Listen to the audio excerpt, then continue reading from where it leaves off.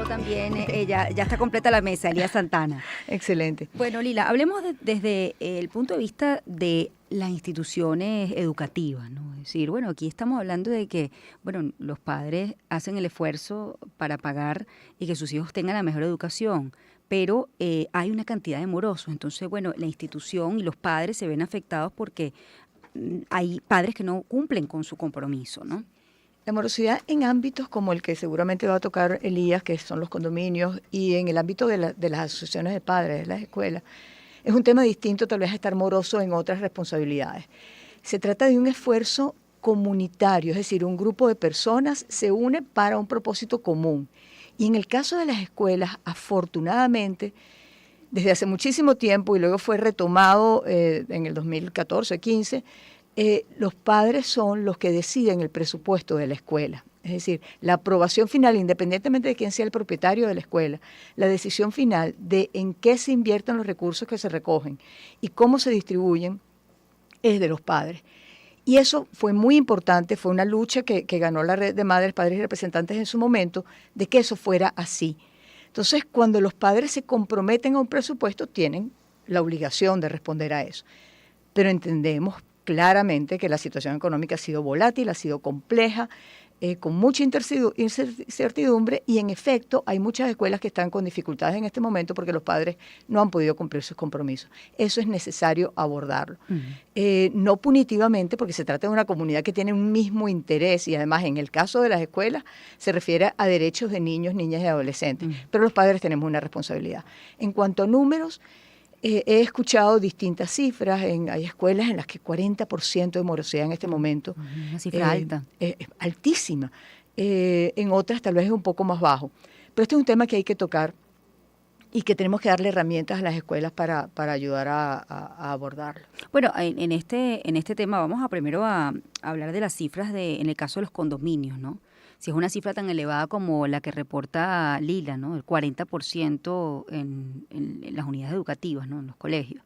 ¿Cuál es la cifra que manejan en mi condominio? Sí, un gusto compartir contigo, Shirley, y con Lila Vega. En el año 2023, y que estuvimos aquí contigo cuando descubrimos esa cifra, vimos que del 7% había pasado al 40% de la morosidad. Nos dimos cuenta que había un nuevo tipo de morosos, los llamamos los neomorosos, que tenían relación directa con la edad que tenían, ¿no? Son personas mayores de 60 años, y eso hace una gran diferencia. Está el moroso de siempre. Venezuela es un país de buenos pagadores, hay que decirlo. La morosidad siempre es mínima, 5, 7%, por lo menos en el mundo de los condominios, y aumentó al 40% porque ingresó una cantidad de gente que no está contenta con ser moroso, le da pena. Habían sido buenos pagadores, pero hay una situación país, y especialmente en el rango etario mayores de 60 años.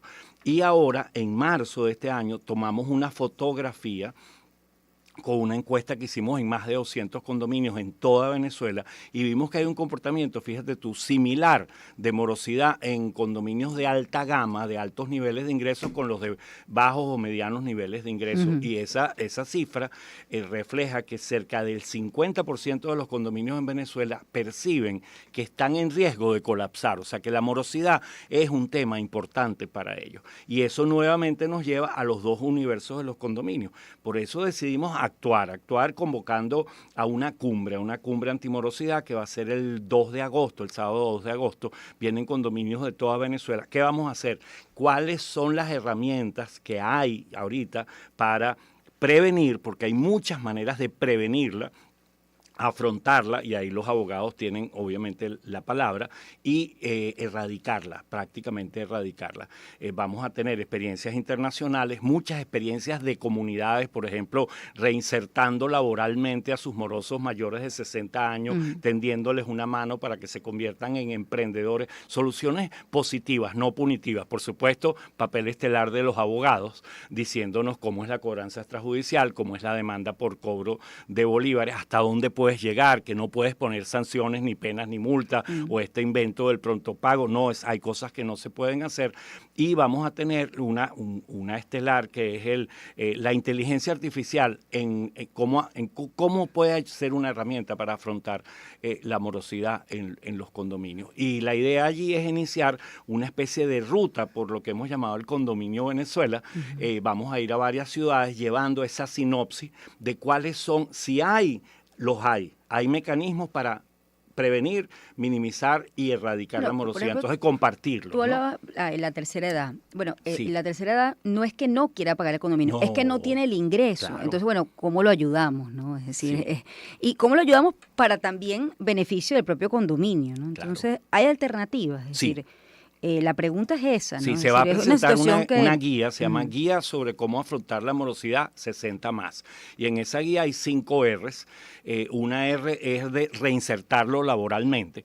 O sea, que sabes que nos rebotan a los que tenemos más de 60 años. La verdad es que en Venezuela hay edadismo. Y si tú das tu edad en el momento de una cita laboral, puede ser que te reboten. Entonces, por ejemplo, el Dividendo Voluntario para la Comunidad está haciendo una estupenda labor convenciendo a las grandes empresas de que reincorporen a personas mayores de 50, 55, 60 años, porque tenemos algo que decir y algo que hacer en equipos de diferentes universos generacionales. Otra opción es relanzar su actividad profesional. Eres técnico en computación, eres mecánico automotriz, estás fuera del sistema laboral. Bueno, haz una pequeña, vamos a ayudarte a que hagas una pyme, que hoy en día es facilísimo registrarse, y que le brinde servicio a la gente de la zona. Y nosotros como condominio te vamos a ayudar a promoverte para que tengas clientes, ergo tengas ingresos, ergo pagues.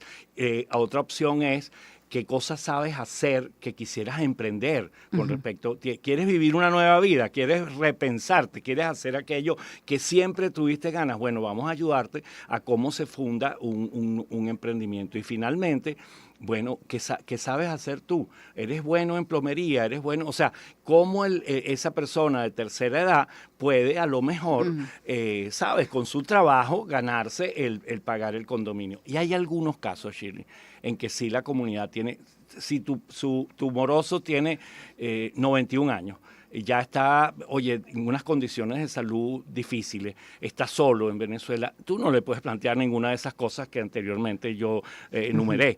Tú tienes que tomar allí en asamblea una decisión o en privado, algunos miembros del condominio decimos, yo me meto la mano en el bolsillo todos los meses y entre 3, entre 5, corremos con los gastos de esa persona, porque es que no podemos esperar de ella otra cosa, o lo asume, que he visto gestos de solidaridad hermosísimos en que toda la comunidad dice, bueno, la vecina del 8A no va a pagar, lo distribuimos en el aviso de cobro. En el caso de los colegios, ¿no?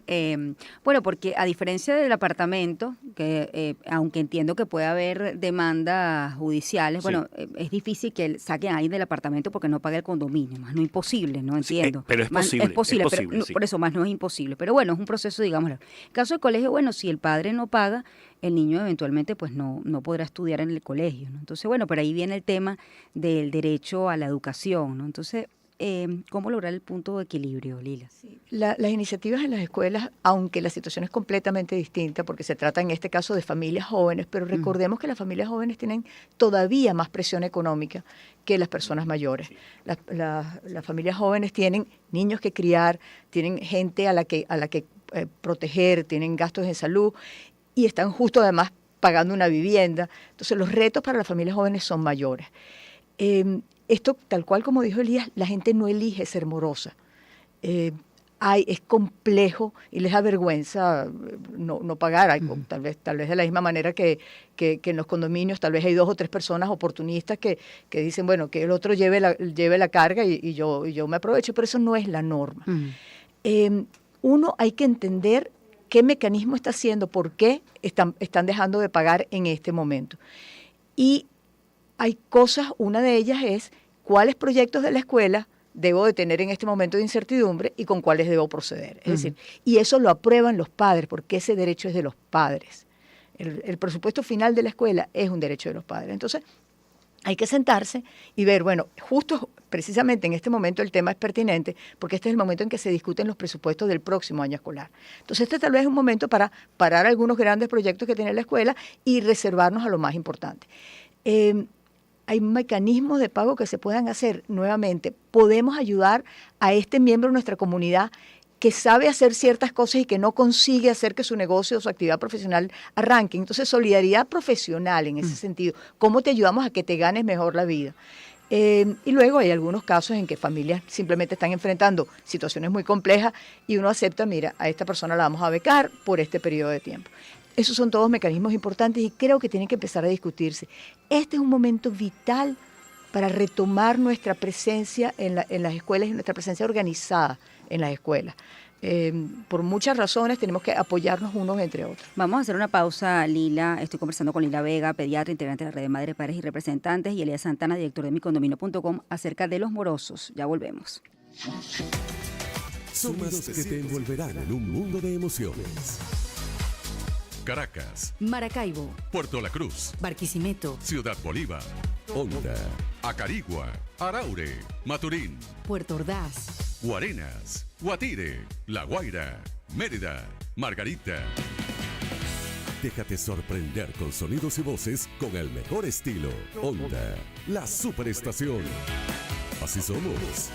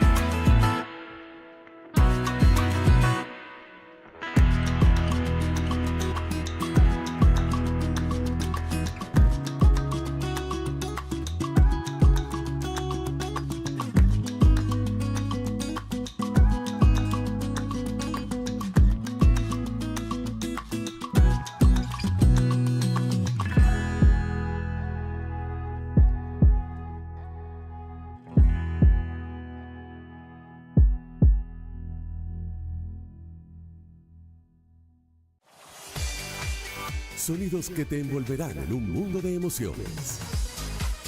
Caracas, Maracaibo, Puerto La Cruz, Barquisimeto, Ciudad Bolívar, Honda, Acarigua, Araure, Maturín, Puerto Ordaz, Guarenas, Guatire, La Guaira, Mérida, Margarita.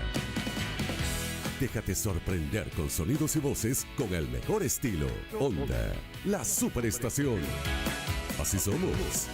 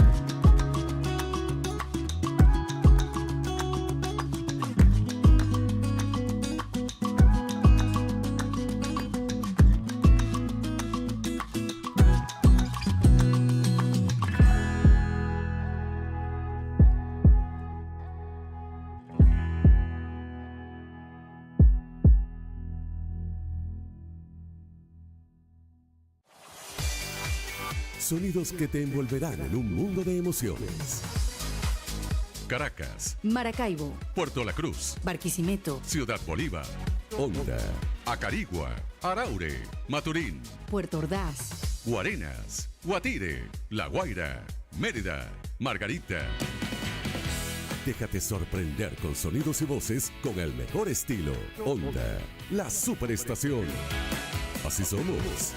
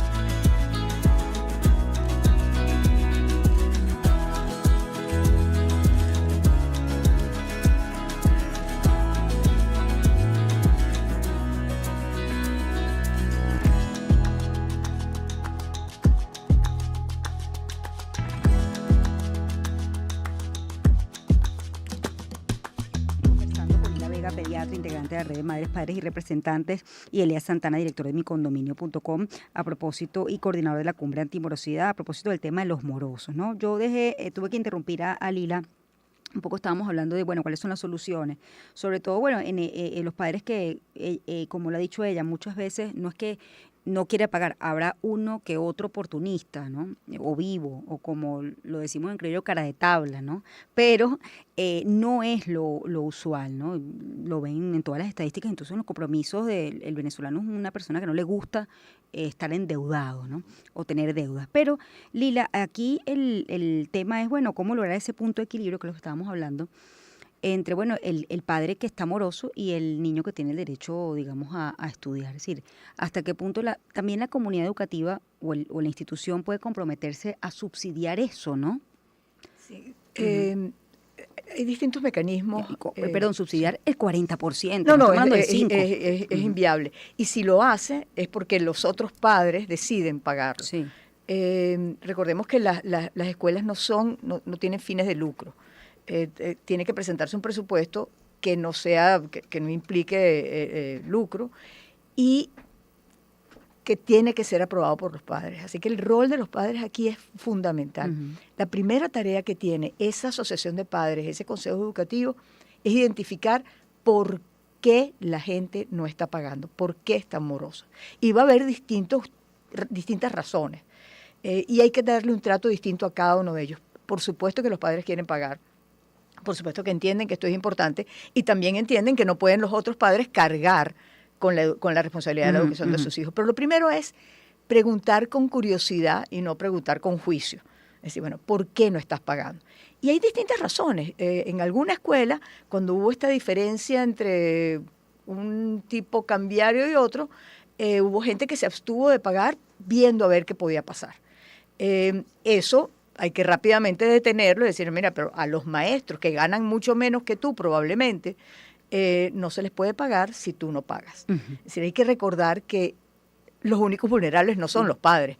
Hay un equipo de maestros que no va a recibir su remuneración si los padres no están al día y es muy, muy complejo. Entonces, la curiosidad es uno de ellos, la empatía y buscar soluciones dentro de la comunidad que hay, tal cual como Elías habló o mencionó en el condominio, también las hay en las sociedades de padres y representantes. Ahora, pero con un 40% de morosidad, vamos a hablar en esto, la calidad de la educación. Si tú como padre te reúnes y dices, bueno, yo tengo que recortar presupuesto, bueno, ¿cómo afectas tú la calidad de la enseñanza, ¿no? De tus hijos? Ahí hay que recordar, bueno, primero la estructura de costos de una escuela siempre es muy compleja y creo que el 70% se va en personal. Ese es un costo que no puede reducirse.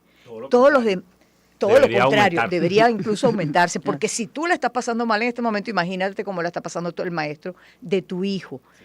Entonces, ese costo no se puede reducir. Pero 30% hay mucho que se puede recortar ahí. Y recordemos que el elemento esencial en la educación es el maestro. Si tú tienes computadoras de último modelo o no, y si el servicio de internet funciona en la escuela o no, eso es superfluo. Sería chéverísimo tenerlo, pero lo que sí tienes que tener y no puedes obviar es un buen maestro que tenga su cabeza en tus muchachos y no en ver cómo le da comida a sus propios hijos. A ver, Elías, en el caso del condominio, bueno, tienes este problema, hay gente que no paga, bueno, así como se afecta la calidad en la educación, bueno, también la calidad de vida de la comunidad y también la calidad del edificio, es decir, la infraestructura, los servicios, en fin, desde los ascensores. El valor de tu propiedad. Exactamente, el valor de la propiedad acá. Entonces, bueno, ¿cómo se logra ese punto de equilibrio? ¿No? Es decir, tampoco los demás pueden subsidiar la falta de pago del otro. Bueno, hay un concepto, Shirley, que fíjate, los edificios están envejeciendo, ¿no? Y los que estamos adentro también estamos envejeciendo. El edificio, mientras más pasan los años, más dinero necesita porque hay reparaciones, hay mantenimiento o hay cambios de cosas, es más dinero. Y nosotros solemos tener menos ingresos.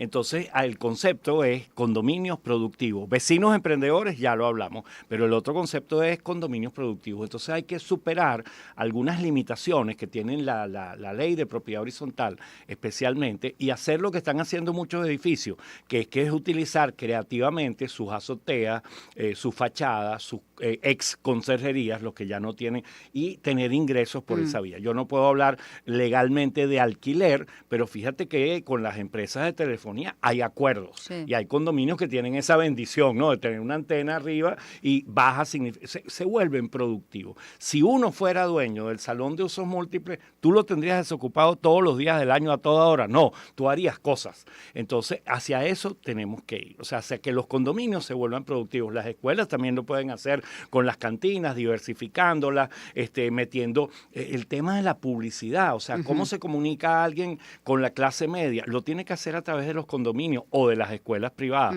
Entonces creo que hay que cambiar un poquito el chip y decir el condominio puede ser productivo. Lo digo porque soy fanático de los Tiburones de La Guaira y suelo ver siempre el vaso medio lleno, ¿no? Porque bueno, imagínate, no tarden 37 años sin haber ganado. Por eso, ojalá no tarden tanto tiempo, casi 3 décadas, en solucionar este problema de la morosidad. No lo vería.